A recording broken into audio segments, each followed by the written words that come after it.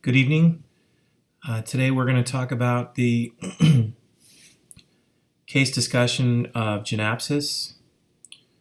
I am a group by myself for the time being, so I will be providing all of the questions and answers. So let's go ahead and get started. Let's go ahead and read the following aloud.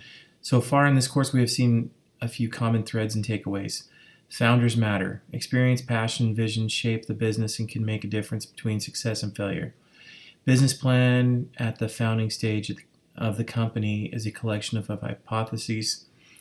In other words, guesses. Startups create value by systematically testing hypotheses and making changes to the plan when the test results indicate a need for change.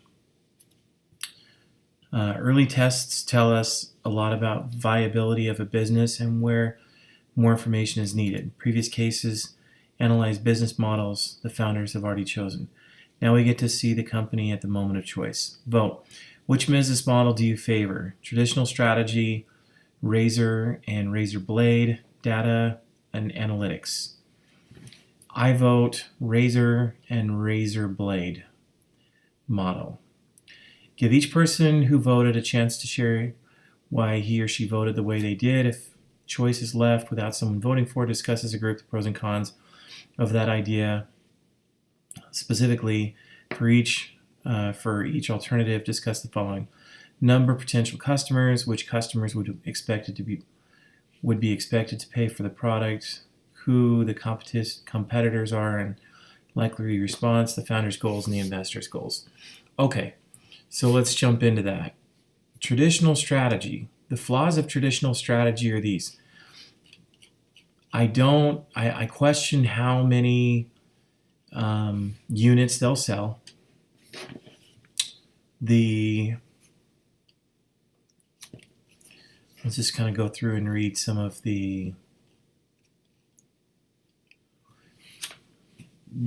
basically that market would have competition by Illumina and Life Technologies, and there would be, there's no way they wouldn't retaliate, which is true. And basically, they would sell. It also mentions Ion PGM. Their price is a little bit high. Basically, what they would look to do is just undercut their competitors and provide a better mousetrap, provide a better product. The flaw in this proposition is that we don't know, first of all, how many units are going to be sold. We don't know, it's possible they don't sell enough. It's also possible that, the way I kind of looked at this was similar to buying a computer. The computers over time increase in their size and their speed. You get, an era where you can only get maybe 20 megabits or gigabytes rather, and then you get or 32 and then 64, and then now computers contain a terabyte or more of memory. You also get faster and faster processing speeds. Well, the same is true with these types of models. You could find some companies that are just waiting and waiting and waiting for the price point and the product to be higher quality. And with the technology curve, it's possible that they choose not to jump in and make a $50,000 investment for the simple fact that the product that they have could be antiquated over a number of years. And so I think that they may be gun shy and may, go out to third-party sources to get their to have that service done. So that's really one of the things I think makes that option less attractive. And as it's mentioned here, some people rely on grants and government funding, and those things are unreliable. You could get some government funding, you could have the Congress cut off that arm, and all of a sudden where institutions were counting on it, now they don't have the funding to do that. So that's the reason against that model.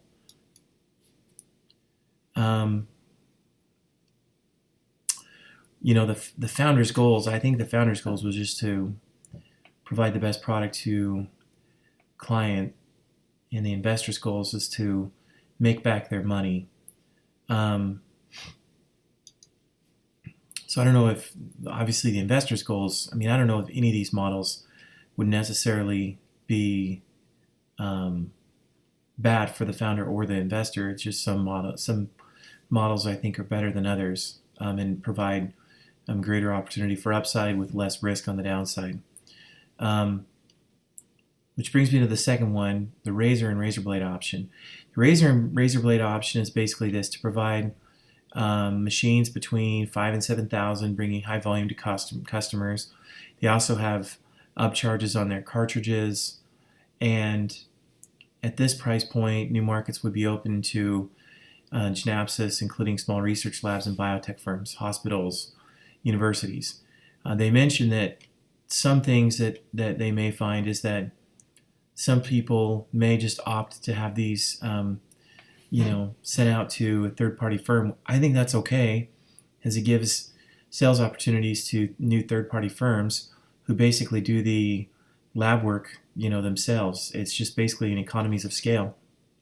It's the same reason why many hospitals and doctors' offices send patients to laboratories for blood work, because by sending it to a third party, they can do it more efficiently than having it done in-house. I think the same is true with this. I don't think that the fact that they would outsource it, the sequencing services, by third-party laboratories would necessarily mean that there would be smaller or fewer opportunities, to sell. I think that new players would come on and could use it. They mentioned it could be used for genetic DNA for things like wheat and rice and other other species. I think that would be great. The other thing is I think with the cost of it being $5,000 to $7,000, technology would tend to improve. The amount of storage, the speed and efficiency that they can do that at would improve over time. If a company is looking at making a $5,000 to $7,000 investment, they're much more willing to make a $5,000 to $7,000 investment for a better product than they would for a $50,000 product. I mean, it's the same thing with users and TVs. Someone is willing to pay $300 or $400 for a new, better, sharper, crisper television. I don't think they'd make the same decision if televisions were going for $4,000 and $5,000. People would get the one that they have and make it work until that thing died, because it just, for many people, it would be too cost prohibitive to do it on that scale. The same is true if they went to the $50,000 model. I think it becomes less attractive for people to switch that out, and then it thus decreases the opportunity for volume sales. 5,000 to 7,000, I think you're going to get repeat orders from your existing customers when you're continually improving your product, in its efficiency and its usability and everything else. So I think that's the model I would go. Okay, option number 3, data analytics. I don't necessarily like the data analytics for some of the reasons they've identified. Data analytics basically would mean that they would, they mentioned in terms of competition, there's Boston Children's Hospital, Brigham and Women's Hospital announced in 2014 2 hospitals would begin 5-year project to sequence DNA of 480 infants. The British government announced it would be collecting the genomes of 100,000 patients with cancer and rare diseases. So you already have some entities collecting the data. You're going to get into privacy issues. You'll have to create legal maneuvering to work through those kinds of things, because you're going to have some people that may sue, and then it's going to go to the courts, and is this personal information or isn't it, and what rights are people entitled to with regard to that. And then you get into the moral dilemma and the moral ethics of it. I think that there's certainly a net benefit for collecting that DNA. My recommendation would be to spin off maybe a portion of the company as its own standalone company to do option number 3. They can buy so many units, so many of the machines They have their own P&L, they have their own profit loss and their own responsibilities. And they basically are the data analytics side of it, where they're basically responsible for a different part of the business. So that's something else I would maybe consider, and the benefits of that. And they could certainly have buying power and could purchase some of the units using model number 2, the razor and razor blade model. That's maybe something I would consider. But if you were to ask me one of the 3, I would go with model number 2. I certainly think there't a lot of benefit to what they're currently using the machine for, and I think it's going to have a number of positive uses and benefits that it can provide. Okay.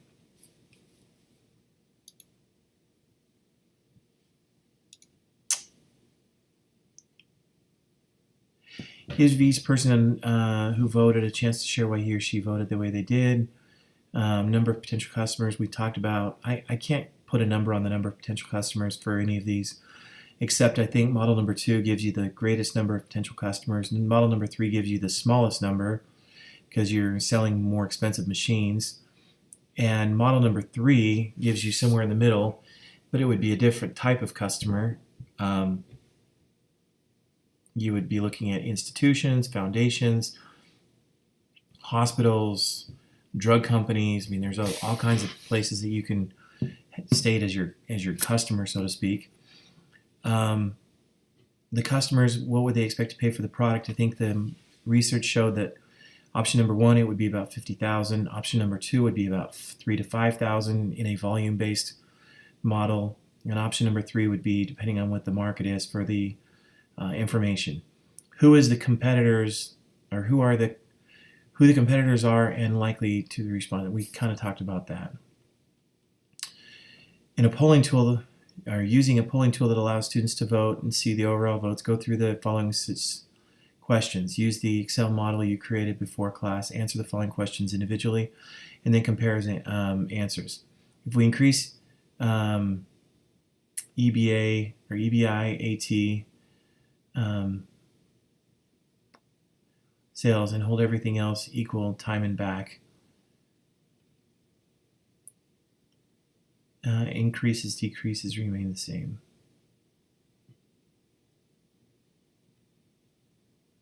Think compare answers to the group. If we increase it, everything else equal. Time to pay back.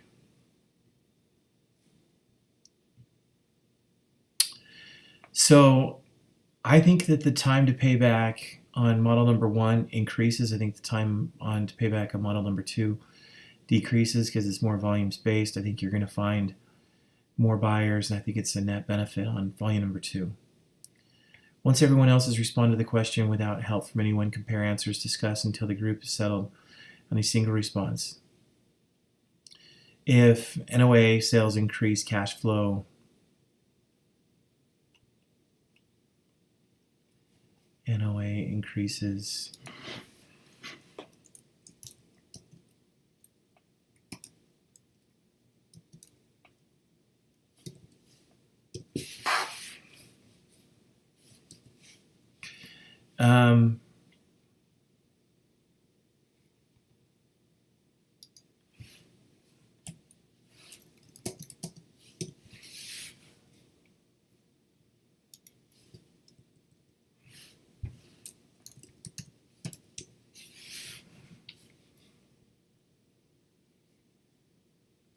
Okay, net operating assets or business operating assets minus operating liabilities. So let's go back to the question. If NOA sales increase, cash flow, net operating assets, cash flow would increase generally. NOA sales increase, cash flow increases, net operating assets, because it's the operating assets minus operating liabilities, creating essentially a profit there. Okay. Once everyone has responded to the question without help from anyone, compare answers, discuss the group, settle The curve below, which represents the burn rate. I did not actually do the graph or I didn't spend a lot of time doing that, just mostly because I was confused. Once everyone has responded to the question without help from anyone else, compare answers, discuss the group. Discuss as a group, what strategy have we seen flatten or lengthen the cash flow curve? Again, I didn't really spend any time for the curve here on the model. So these questions, and specifically, try to draw a cash flow curve for Dr. John's products, Rent the Runway, and Dropbox as they were described in the cases. Make a rough guess as to the shapes of each of these cash flow curves. Didn't spend any time doing that, so I don't have an answer for that.